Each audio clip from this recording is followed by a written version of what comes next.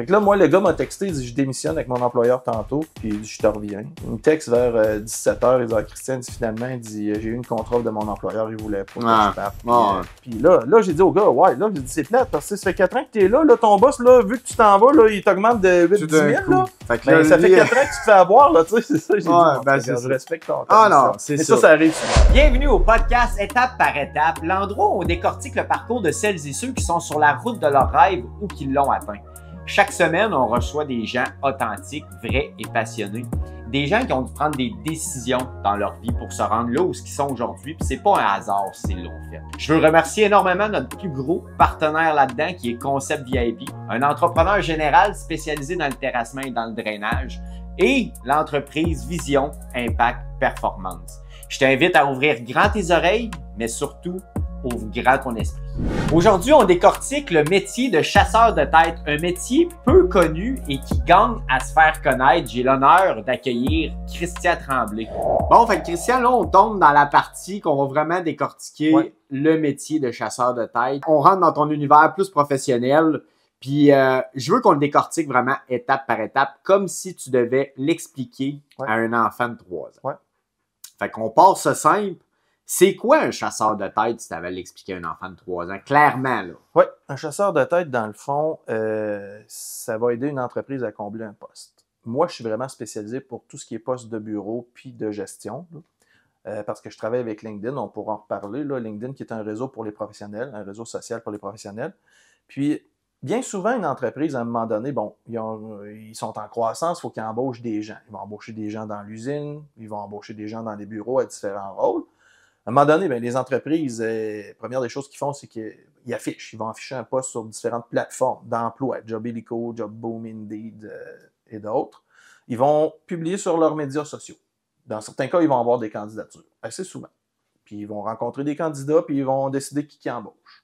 Okay. Mais il y a des entreprises, des fois, que pour des postes plus complexes, qui vont avoir beau afficher, mais ils ne trouveront pas. Ou ils vont avoir quelques candidatures, mais après avoir regardé les CV, ils vont se dire « Ouais, non, il n'y a pas assez d'expérience » ou peu importe. Là, à un moment donné, là, si ça fait 1 mois ou 2 puis qu'ils n'ont pas trouvé puis que ça presse, des fois ça presse pas, mais des fois ça presse, là, ils appellent les chasseurs de tête. Fait que c'est ça, au lieu de dire « Regarde, on va prendre le meilleur des moins bons peut-être » ou vraiment les gens ne répondent pas à leur demande, ben là, il faut qu'ils prennent une autre alternative. Puis c'est à ce moment-là qu'une entreprise fait affaire avec un chasseur de tête. Bien souvent, c'est des postes moyennement complexe. Okay. À un moment donné, j'ai une entreprise qui m'appelle au mois de février. Christian, on a eu ton nom, une entreprise qui est à Québec et Montréal, dans le domaine du géotechnique. Un des vice-présidents là-bas, il me dit, on a eu ton nom, ça a l'air que tu es efficace, tel de tes clients nous a référé. Puis nous autres, on cherche un ingénieur géotechnique. Ça ne court pas les rues des ingénieurs géotechniques. Ben, il y en a, mais ils travaillent tous, là. Ils sont bien payés. Ils ne cherchent pas de job. C'est ça. Puis c'est des types de personnes, de personnalités que c'est pas du genre à vouloir changer et puis de se promener d'une job à l'autre. Fait qu'eux autres, là, ils auront beau voir des affichages, là, ils postulent pas, ils changent, ils sont pas intéressés. Ils avouent pas. Fait que là, un chasseur de tête, nous, il faut cibler, il faut les contacter, il faut les convaincre. Fait que ça prend un gros réseau, il faut être convaincant. Ça fait qu'il y a de la vente, il y a de la technique, il y a de la stratégie derrière tout ça. Chasseur de tête, c'est relié à la gestion des ressources humaines, là, mais je veux dire, un chasseur de tête, quand bien même tu ferais une maîtrise en gestion des ressources humaines, ça ne veut pas dire que tu vas être un bon chasseur de tête, parce que la chasse de tête, c'est plus réseau, mais c'est de la vente, de la persuasion. Persuasion, j'adore. C'est vraiment de la persuasion. Ça, moi, c'est un de mes gros talents. OK. Ça fait que vente, persuasion, puis à part de ça, oui, tu as tes réseaux sociaux qui sont hyper puissants, mais y a-tu d'autres choses? Ben, c'est ça. Moi, ce qui fait ma grande force, puis pourquoi qu'aujourd'hui, mes clients disent tous que je suis imbattable en chasse de tête, au niveau efficacité, mais aussi tarif. J'ai vraiment des bons tarifs. On va prendre une petite gorgée d'eau. Ouais, il n'y a pas de trouble. Ben, c'est ça, c'est que, bon, moi, à la base, j'ai un gros réseau LinkedIn. Puis, ça me permet d'être connecté avec pratiquement tout le monde au Québec qui sont sur LinkedIn. Fait que je suis capable de les cibler. Puis, après ça, il faut que je contacte, il faut que je les contacte. Il faut que je mette la bonne info lorsque je les contacte. Il faut que ce soit intéressant. Puis, après ça, ben, les gens vont me répondre. 90% aucune ouverture, aucun intérêt. Il y a un petit 10% qui a différents niveaux. Ben, ils peuvent être curieux, ils peuvent être ouverts. Là, c'est mon travail de les convaincre, de jaser avec mon client. Ça fait que première des étapes, c'est ça. Tu as ceux qui vont vraiment répondre à ta demande un petit peu plus large. Tu as ceux que tu as déjà ciblés toi-même, que tu sais qui remplissent les critères du poste que tu veux Oui, combler. les requis de base, là, parce que moi, à la base, pour certains postes, bon, tu sais, si un de mes clients, exemple, récemment, j'ai fait des postes de directeur des finances. Ben, mon client, il dit, OK, je veux quelqu'un qui a le titre CPA. Fait que là, moi, je cible des CPA dans ce cas-là. Un poste est à Québec, mais je vais cibler géographiquement dans la grande région de Québec. Puis là, je vais écrire aux gens individuellement, un par un. Mais je cible d'abord leur profil. Tu sais, selon ce que mon client veut. Si mon client dit, Christian, mais moi, il va avoir plusieurs personnes à driver, puis c'est un directeur des finances que je veux, ben ça prend quelqu'un qui est apte à être directeur puis à diriger des gens. Là, ben moi, c'est ça. il faut que je cible les bonnes personnes, puis je fais ça rapidement avec LinkedIn. Puis il faut que je contacte les gens un par la suite. OK. Ce que l'entreprise traditionnelle ne fera pas. Fait que toi, c'est vraiment là, c'est ça qui fait la différence. Ah, carrément. Ensuite, la vraie question. Pourquoi une entreprise ferait appel à toi au lieu de faire ses recherches elle-même? C'est quoi la valeur ajoutée? Ben écoute, je pense que tu viens d'y répondre en large, mais concrètement, y a-tu des choses que toi tu fais que l'entreprise traditionnelle ne peut pas se permettre de faire? T'es pas obligé de tout dire, là? Oui, non, mais je ne donnerai pas tous mes trucs, mais je peux en dire un petit peu dans le fond, c'est que une entreprise, bien souvent, dépendamment de la taille, ils ont un responsable des ressources humaines. Puis même, des fois, ils ont des plus grandes équipes. Ils ont des recruteurs à l'interne. Ben, c'est ça. Okay? Ils en ont, là, des recruteurs à l'interne. Puis il y en a qui sont très bons. Mais la majorité, ils sont pas... Ben, je dirais pas qu'ils sont pas bons, là. Ça serait un peu prétentieux de dire ça, mais c'est que des fois, les gens à l'interne, tu sais, j'en vois beaucoup sur LinkedIn, des fois. Puis là, je regarde ça, bon, responsable d'acquisition de talent, puis je regarde son réseau LinkedIn, il y a 800 contacts ou 1500, tu sais. Tu peux pas recruter avec ça. Là, ça prend un inventaire plus large. Mais c'est ça, moi, je suis un des chasseurs de tête qui a un des plus gros réseaux LinkedIn au Québec. Il y en a quelques autres qui ont des 30 quelques mille contacts, mais on peut le compter sur le doigt de main. On est très peu. Donc, c'est ça. Moi, vu que j'ai un énorme réseau, ben moi, si je tape contrôleur des finances dans LinkedIn, puis je fais une recherche géographique, ben tous les contrôleurs me sortent là, devant moi. Puis je suis déjà linké avec des centaines, là, ou plusieurs dizaines. Fait que moi, je peux communiquer avec eux mes contacts de premier niveau. Mais sauf que mes contacts de premier niveau sur LinkedIn, ils ont tous des contacts de premier niveau à eux. Ça devient mes deuxièmes niveaux. Puis leur deuxième niveau à eux, c'est mes troisièmes niveaux. Ça veut dire que moi, je vois tout le monde pratiquement qui sont sur LinkedIn. Fait que les deuxième, troisième niveaux, je peux pas leur écrire, mais je peux me connecter à eux. Puis sinon, moi, j'ai un compte payant qui me permet d'envoyer des in-mails. Fait que ça, ben, les gens qui acceptent pas mon invitation, ben, je peux envoyer des in-mails. Puis moi, ben, on a le droit d'envoyer 100 invitations par semaine avec LinkedIn. Fait que ça, ben, il faut le gérer comme il faut. Puis c'est pas tout le monde qui va les accepter, mais je peux envoyer 100 invitations par semaine. Mais je dois faire un manège à toutes les 2-3 semaines, je dois enlever des gens dans mon réseau pour pouvoir envoyer mes... Parce qu'on est limité à 30 000 contacts de premier niveau. Là, j'ai 36 000 abonnés, mais les 6 000 supplémentaires me suivent. Tantôt, on parlait de stratège, mais là, tu sais, je sais pas si le monde va être capable de bien cerner ce que tu viens de dire, mais c'est une stratégie incroyable. Oui, mais Vincent, tu sais, je veux dire, tout ce que je te dis là, ça m'a pris des années. Tu sais, il y a quelqu'un à un moment donné qui me disait, Christian, j'aimerais ça peut-être faire ça aussi, pourrais-tu m'aider? J'ai dit, excuse, là, mais j'ai dit, je t'aime bien, mais j'ai dit, ça m'a pris des années en arriver à être capable de faire ce que je fais aujourd'hui puis à être ultra efficace. Désolé, mais je donnerai pas mes trucs à personne. Je le donnerai peut-être à mes fils s'ils voudraient en faire plus tard, mais ça s'arrête là. Encore là, tu sais, puis pas passer tes fils, mais dans le sens, c'est que comme tu dis, c'est une stratégie qui a été mise en place avec des années. C'est comme dans tout, tu sais, je veux dire, il n'y a rien qui arrive du jour au lendemain. Non, c'est ça. Puis il faut que tu suives la trace, que comme tu dis, tu contrôles à peu près toutes les sphères. Tu viens de le dire. C'est pas une sphère en particulier. Tu contrôles 2-3 sphères en parallèle qui t'amènent à tous ces résultats-là. Oui, puis l'autre chose aussi, tu sais, quand je dis que je fais de la chasse de tête, je suis assis à mon bureau, l'ordinateur est en face de moi, mais je prends pas mon ordinateur. Je prends mon iPhone parce que copier-coller au doigt puis dicter Siri, je suis ultra rapide. Comment, il faut que je te pose la question parce que, je veux dire, pour avoir échangé plusieurs fois avec toi, comment tu fais pour être aussi efficace sur justement les réponses puis d'entretenir les conversations avec autant de gens que ça? Comment tu fais pour... faut être un peu cinglé. Puis, c'est un peu fou, là, mais moi, là, écoute, je suis allé à un colloque là, à Montréal là, les derniers jours, là, puis moi, les messages d'une journée, ça rentre un après l'autre. Mais moi, je réponds à tout le monde. Tout le monde mérite d'être répondu. Ah, puis rapidement, là.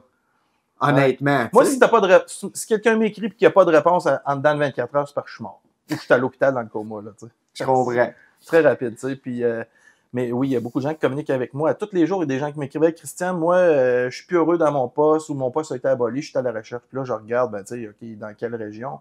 Bon, OK, là, tu es à Sherbrooke, mais présentement, moi, dans le coin de Sherbrooke, j'ai pas de mandat en lien avec ton expérience. Là, t'sais. Fait que là, je dis aux gens, regardez, moi, je peux pas gérer qui est à la recherche de quoi. Puis où là, présentement, j'ai pas de poste qui cadre avec votre profil.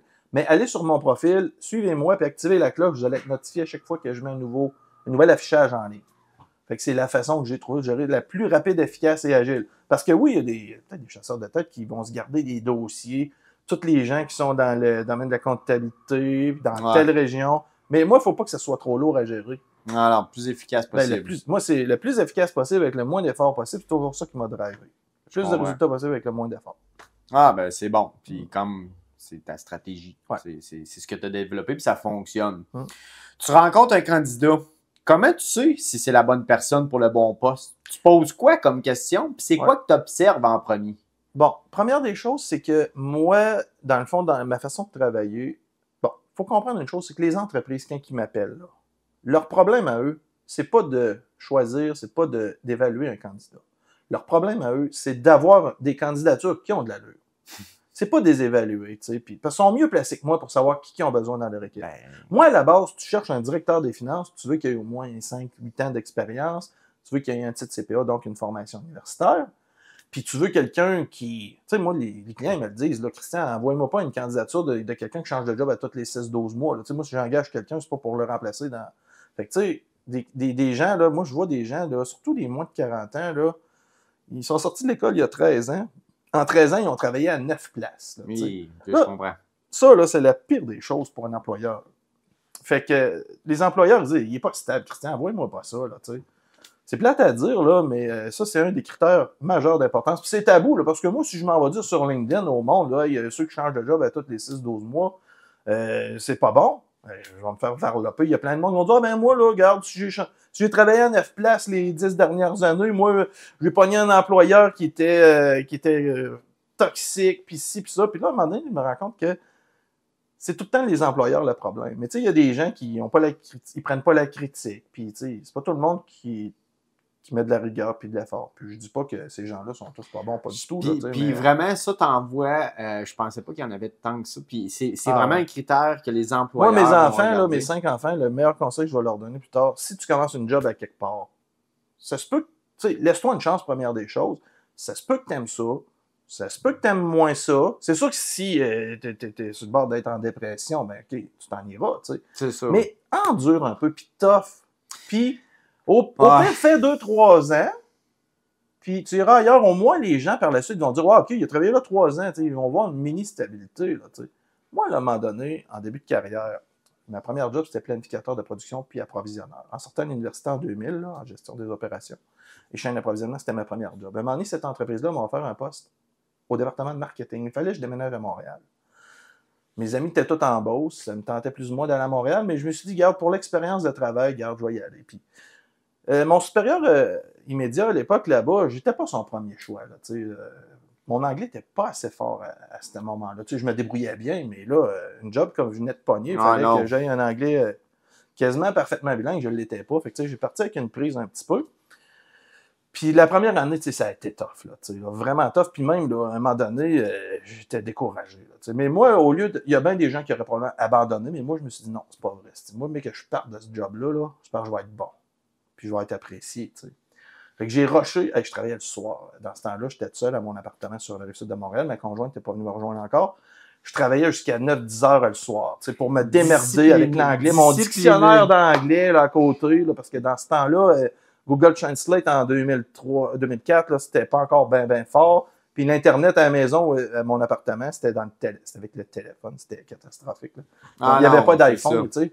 Fait que ça, j'ai dû bûcher fort, tu sais, la première année puis ma job était beaucoup en anglais. J'avais à voyager. Puis à la deuxième année, là, je suis venu bon. Là, j'ai été apprécié par mon supérieur là-bas. Fait qu'en résumé, là, ce qu'on peut dire, c'est que vraiment, oui, de nos jours, on dirait que c'est... Puis moi, je le vois avec mon entreprise. Hein. Je pense que chaque domaine doit avoir son lot de défis à ce niveau-là, mais c'est vrai que les gens, surtout la nouvelle génération, c'est des gens qui sont portés à changer facilement. Ben, il y a beaucoup de des jobs gens aussi qui abandonnent. Il y a de la ça. job, il y a des opportunités. Fait que si ça fait pas une place, le lendemain, tu travailles ailleurs. Là, mais là, il y a un petit resserrement là, depuis 6-12 mois. Là, il y a des entreprises que l'économie, elle a ralenti une petite affaire. Puis il y a plus de. C'est des cycles. Ouais, c'est c'est des cycles. Là. Puis quand tu la trouves, là, quand tu tombes sur la personne, tu dis, Colin, elle, là, elle le sait pas encore, mais moi, je le sais que c'est la bonne personne pour le poste que j'ai à combler. Oui.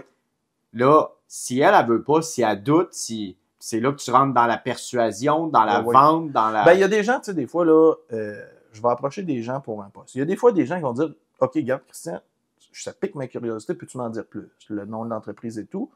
Puis il y en a que, OK, ils vont me dire, regarde, je suis pas à la recherche, je suis bien où ce que je suis, mais je suis toujours intéressé à améliorer mon sort, fait que je vais jaser avec ton client. Mais il y en a d'autres, des fois, qui vont me dire, ben, regarde, Christian, moi, je suis pas à la recherche, je suis bien où ce que je suis. Écoute, je veux pas faire perdre le temps à personne. Laisse-moi une semaine pour y penser, je te reviens la semaine prochaine. Là, moi, je vais dire, hey, non, là, présentement, il te manque trop d'infos pour réfléchir. Parle avec mon client, d'abord, puis tu verras. Tout d'un coup, tu passes à côté de l'opportunité de plus rapidement possible. C'est ça, exactement. Fait que moi, j'essaie de convaincre des gens qui n'ont rien à perdre à jaser avec mes clients. Puis ça arrive des fois qu'ils vont contacter un mois après, ils vont dire, hey, il y a un mois, là, quand tu m'as contacté, je t'ai fait un peu fermer, puis tu as poussé à ce que je jase avec ton client. Tabarouette m'a fait une offre, là, puis je vais gagner 10 000 de plus, je vais avoir un plus bel horaire, des plus beaux défis, moins de stress, belle équipe, meilleure condition globale. Merci, Christian, ça change ma vie. Ouais, c'est ça. Je le vois, là, ça, des fois. Puis, regarde, nous, on a eu affaire à faire ensemble par rapport à ça. En 1 semaine et demie, top chrono, corrige-moi si je me trompe, tu m'as envoyé 7 oui, 7-8, ouais. 7-8 candidatures, puis honnêtement, toutes des bonnes. Là. Oui, mais non, il avait tout été ciblé. C'est-tu tout le temps comme ça ou des fois, tu as vu des cas où c'était plus... un peu des deux. Il y a des fois là, que j'ai des postes là, avec vraiment des bonnes conditions, je peux avoir 10-15 candidatures en 3-4 jours. Il y a des postes... La moyenne, je te dirais que, mettons que je prends un mandat, en 72 heures généralement, je vais avoir... je peux avoir entre 6 et 12 candidatures. Ça, c'est la moyenne. J'ai pogné un mandat la semaine dernière, une entreprise dans Port-Neuf ici, un directeur de production avec vraiment des bonnes conditions. J'ai eu, écoute, il y a peut-être 20 personnes qui m'ont écrit, puis j'ai retenu là-dedans, je pense, 10 candidatures qui répondaient aux requis de base de mon client. Fait que j'ai envoyé 10 candidatures en même pas une semaine à ce client. Ben, en 24-48 heures, il y en avait déjà, là. Mais 3-4 jours, il y avait 10 candidatures. Là, en fait. Fait que là, c'est eux qui vont évaluer ça, qui vont rencontrer ces gens-là. T'sais. Mais c'est tous des gens qui ont de l'expérience comme directeur de production là, dans le manufacturier. Ça arrive-tu, sûrement, là, mais c'est-tu régulier que ça arrive que réellement tu trouves personne pour le... Non, le pire des mandats que j'ai fait les 5 dernières années, puis j'en fais au total là, entre 70 et 100 quelques par année. Là. Le pire mandat que j'ai fait, j'ai eu juste 3 candidatures sur une semaine. Ça, c'est le pire. Là. Puis mon client il était déjà impressionné. Là, l'employeur, ton client, y a-tu engagé un des 3? Non, il n'a pas, ça il a doit pas trouvé. Ça oui, aussi, ça arrive là. des fois. Oui, il n'a pas trouvé malheureusement. Ben, il y avait un candidat qu'ils ont rencontré 2 fois, ils ont même fait une offre, mais il a décidé de ne pas faire le move. Ça arrive souvent. C'est encore à l'île Perrault, dans le coin de Montréal, il y a 2 semaines, un mandat de dessinateur concepteur mécanique. J'ai obtenu, je pense, 11-12 candidatures en une semaine à mon client. Il a fait une offre à un candidat, puis la semaine dernière, le candidat, il avait accepté l'offre verbalement. Il dit, garde, il dit, avant de signer, je vais aller annoncer à mon employeur. Fait que là, moi, le gars m'a texté, il dit, je démissionne avec mon employeur tantôt, puis il dit, je te reviens. Il me texte vers 17h, il dit, Christian, finalement, il dit, j'ai eu une contre-offre de mon employeur, il voulait pas que je parte. Puis, là, j'ai dit, OK, c'est correct. Ça brasse les affaires. Ah oui, mais là, j'étais déçu. J'étais déçu, puis mon client était déçu. Tout le temps. Puis là, j'ai dit au gars, là, j'ai dit, c'est plate, parce que ça fait 4 ans que t'es là, ton boss, là, vu que tu t'en vas, là, il t'augmente de 8-10 000, là. Fait que ça fait 4 ans que tu te fais avoir, là, tu sais, c'est ça, j'ai dit, je respecte ton temps. Non, c'est ça. Mais ça arrive souvent.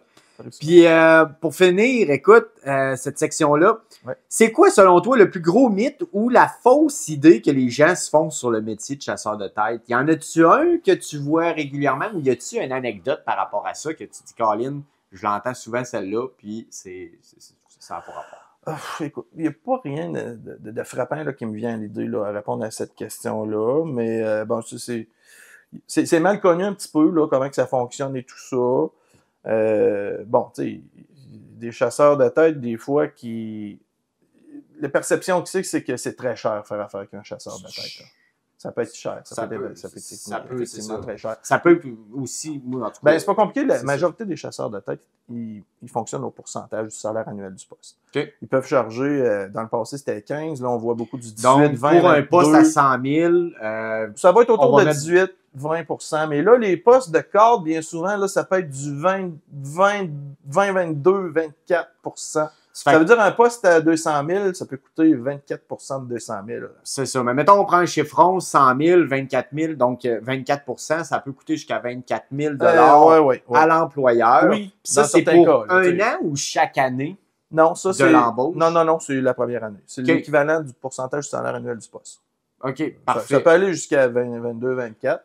Puis si l'employé quitte le nouvel emploi, ben là, il y a une garantie. Il va avoir bon, là, ça dépend. Il y a différents modèles d'affaires. Il y a des chasseurs de tête qui vont donner une garantie de 3 mois, d'autres 6 mois. Dans le passé, ben, il y en a encore qui facturent juste à la fin s'ils trouvent. Mais il y en a beaucoup qui vont charger un tiers au début du mandat, un tiers lorsque la personne signe, puis un tiers si la personne est encore là au bout de 3 ou 6 mois. Mais moi, je fonctionne pas comme ça. Moi, mon modèle d'affaires est carrément unique. Il est différent.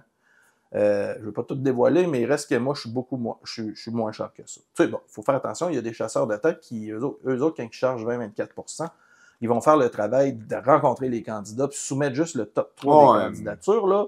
Ils chargent beaucoup plus cher. Mais moi là, ma force, c'est pas d'évaluer, rencontrer des candidats.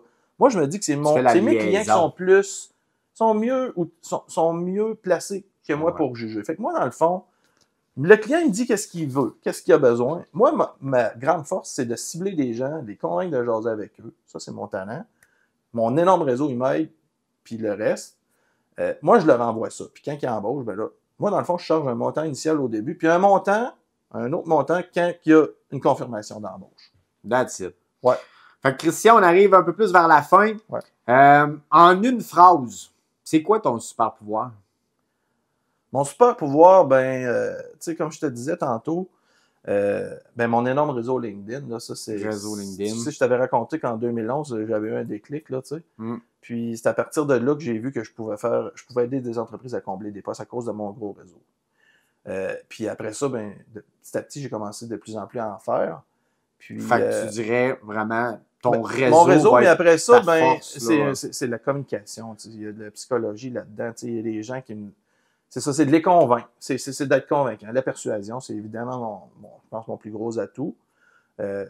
C'est beau d'avoir un gros réseau. C'est sûr, c'est un gros avantage faut que tu saves t'en servir. Ben oui, parce que, tu sais... c'est beau avoir... Moi, là, ça m'est arrivé, là, des mandats, des fois, que, encore, il n'y a pas tellement longtemps, une entreprise de Québec cherchait un contrôleur financier. Puis le gars, il m'appelle, le président, il dit « Christian, j'ai eu ton nom d'un tel... » Il dit, moi, j'ai un poste à combler, puis ça a l'air que tu en as comblé un les 6 derniers mois, puis qu'il était vraiment content. Moi, là, regarde, là, les dernières semaines, j'ai fait affaire avec une autre firme de chasse de tête, puis il dit, en 3 semaines, là, on a eu 5 candidatures, mais il dit, il n'y avait rien là-dedans qui était intéressant. Fait que là, on se jase avec lui, il m'envoie la description de poste, on discute des conditions offertes, puis c'était très, très bien, c'était très compétitif. En termes de salaire et tout ça, télétravail. Ce qu'il offrait, ça avait du sens. Oui, vraiment. T'sais, ça, moi, en partant, en jasant avec le client, je sais qu'est-ce que j'ai comme mission pour aller à la chasse de tête. Parce que, moi, je le dis tout de suite à mes clients, là.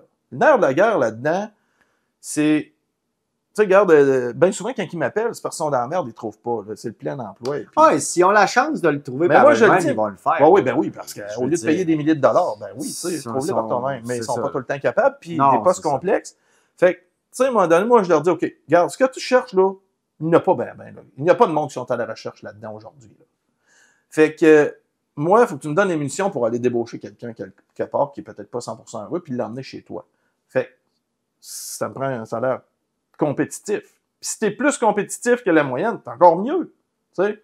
Mon poste que j'ai affiché de directeur de production l'autre semaine, là, j'avais une fourchette salariale entre 130 000 et 180 000 par année plus bonus.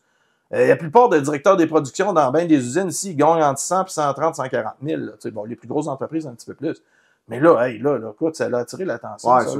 Mais c'est quand même, c'est une grosse entreprise, puis ils veulent quelqu'un de haut niveau. Fait que c'est pour ça que leur fourchette est élevée. Et c'est ça, ça prend des bonnes conditions. Là, quand on a ça, là, moi, je pars à la chasse, puis là, je vais convaincre des gens.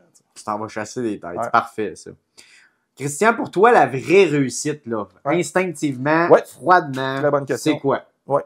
La réussite, écoute bien, tu sais, je t'ai dit tantôt, là, j'en écoute des podcasts, moi aussi. Puis récemment, j'en ai vu un avec Ray Jr., là, puis Elisabeth Abbassiello, puis Élise Leclerc. Tu sais, moi, Chris, tu sais, je suis pas Ray Jr., là, tu sais. Puis Ray, on s'écrit des fois depuis 4-5 ans. Puis il y en a plein d'autres au Québec, là, que j'admire, là, tu sais. Puis écoute, là, moi, j'ai pas un empire, là, j'ai pas des millions, j'ai pas... tu sais, je suis pas ces gens-là, là, tu sais. Mais moi, le succès, c'est d'être sur ton X. Être sur ton X dans la vie, là, Très bon. ça, là, c'est de faire quelque chose qui te passionne, mais que tu es bon. Puis qu'il y a des gens qui ont besoin de toi, puis que tu vas leur rendre service, puis ils vont vouloir faire avec toi, puis tu vas faire de l'argent avec ça. Exact. Ça, c'est d'être sur ton X. D'être aligné dans toutes les Ouais. sphères de ta vie. Moi, quand quelqu'un me dit « Christian, t'es une machine, puis t'es le meilleur chasseur de tête qu'on a jamais vu », ça, moi, c'est ma paye. C'est ma paye. Le reste, le revenu, il vient avec ça. Mais me sentir sur mon X, puis tu sais, tous les témoignages clients que j'ai sur mon profil LinkedIn, là, puis sur mon site web, mais ça, moi, ça me rend fier. Moi, tu sais, quand quelqu'un, il m'appelle « Hey, Christian, j'ai eu ton nom d'une telle, a dit que t'es le seul avec qui que leur groupe font affaire », ben ça, là, moi, écoute, ça me flatte, ça. C'est hot. Ouais. Moi, quand le téléphone sonne, puis ça arrive souvent, « Hey, Christian, j'ai eu ton nom d'un tel », la vente est déjà faite. Ah non, c'est ça. Mais tu as tellement mis d'énergie à le bâtir, tu sais. Ben, écoute, aujourd'hui, c'est c'est comme dans tout, là, dans la vie, quand on récolte. En fait, quand on sème des ben graines, on je récolte. commence à récolter. Tu sais. Ça fait ça. longtemps que je gagne bien ma vie, j'ai des bonnes jobs, tu sais, je suis passionné. Sauf que, tu sais, là, aujourd'hui, ben, là, je récolte. Là, tu sais. That's it. Mm. Ben, écoute, Christian, merci d'avoir été aussi transparent avec nous. Merci de nous avoir Ça a été un livré tout ton beau parcours, autant plus personnel, mais qu'entrepreneurial. Puis surtout, merci d'avoir inspiré puis de continuer à inspirer des gens. Ça a été un honneur pour moi de te recevoir dans la première épisode. Honnêtement, C'est un plaisir, un Vincent. gros merci.